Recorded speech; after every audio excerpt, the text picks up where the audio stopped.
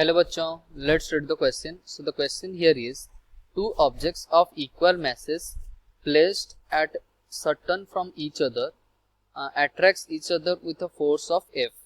If 1/3 mass of one object is transferred to the other, the new force will be.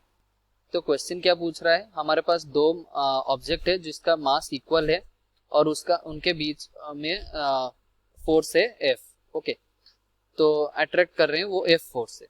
तो अगर एक body से हम 1/3 मास दूसरे बॉडी को ट्रांसफर कर देंगे तो हमारा न्यू फोर्स क्या होगा. So the key concept of question here is, key concept will be that is we know that gravitational force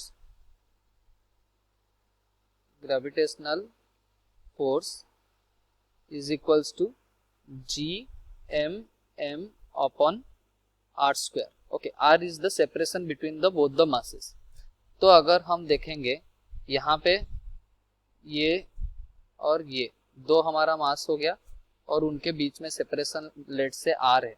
okay, तो हमारा फोर्स इनके बीच में क्या हो गया, G M M upon R square, as this masses are equal. तो अगर हम m/3 एक बॉडी से ट्रांसफर करा देंगे तो इसका मास कितना हो जाएगा, m माइनस m/3, इसका मास कितना आ जाएगा, m plus m/3. Okay, so this will be 2m/3 और this will be 4m/3. Okay, और इनके बीच में सेपरेशन कितना है, r है.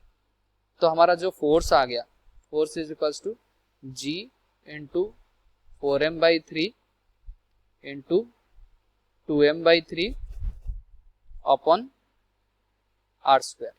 ओके, तो हमारा जो फोर्स आ जाएगा ये एफ डैश मान लो. ओके, एफ डैश हमारा कितना हो जाएगा, जी 4m into 2m that is 8m square upon 9 r square. तो हम अगर ऐसे फॉर्मेट में लिखेंगे 8/9 gm square upon r square, ये हमारा क्या हो गया, ये जो पुराना वाला फोर्स हो गया. Okay, so the f dash is equals to 8/9 of the f.